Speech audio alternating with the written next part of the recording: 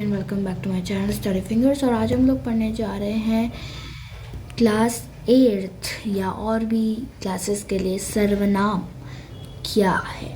ठीक है, तो हम लोग कवर करेंगे टॉपिक 10 मिनट में। और अगर आप रैपिड रिवीजन करना चाहते हैं तो आ जाइए, बैठ जाइए।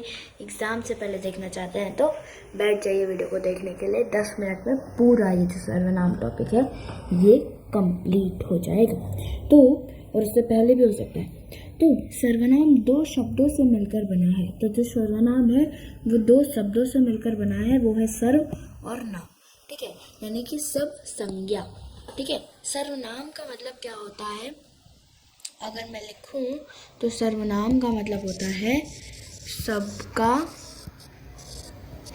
नाम, यानी कि सबके नाम के आगे लगने वाला, यानी सबके नाम की जगह पर लगने वाला सबका नाम होता है।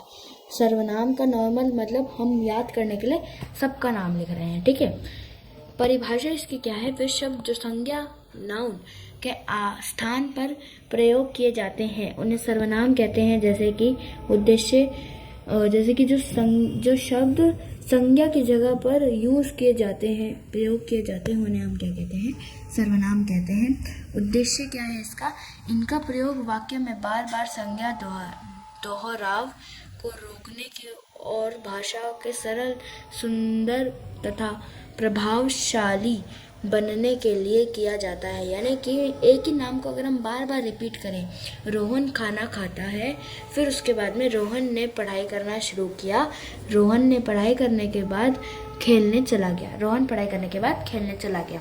ठीक है, तो रोहन रोहन बार बार अच्छा थोड़े ना लग रहा है। अगर हम वही यूज़ करें कि रोहन खाना खाने के बाद उसने पढ़ाई करना शुरू किया, पढ़ाई करने के बाद वह खेलने चला गया, तो उसने और वह क्या हो गए, वो सर्वनाम हो गए। तो जिससे जो सेंटेंस है वो सुंदर तथा प्रभावशाली, अट्रैक्टिव दिखाने लग गया और सरल भी हो गया।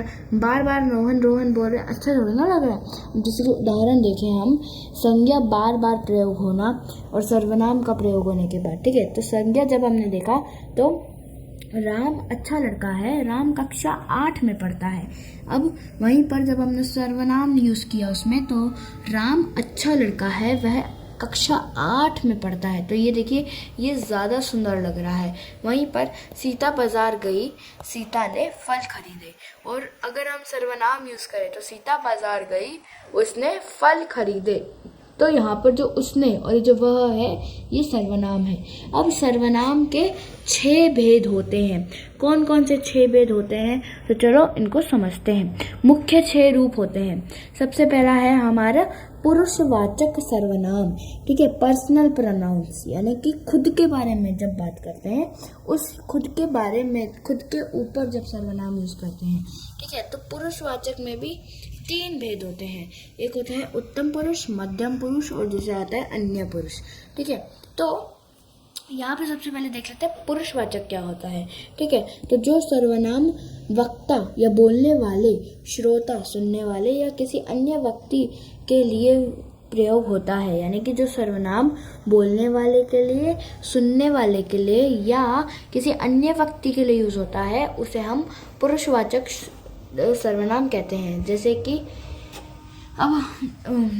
अब हम यूज़ करें कि मैं बोल रही हूँ, मैं आप लोगों को पढ़ा रही हूँ, तो ये हो गया पुरुषवाचक बोलने वाला, जो मैं अभी बोल रही हूँ। अब आप क्या हो, दूसरे व्यक्ति हो, यानी कि आप क्या हो, मध्यम पुरुष, सेकंड पर्सन, जो कि सुनने वाले हो। तो तुम लोग या आप सब लोग मेरी वीडियो सुन रहे हैं। ठीक है, ठीक है, समझ आ गया।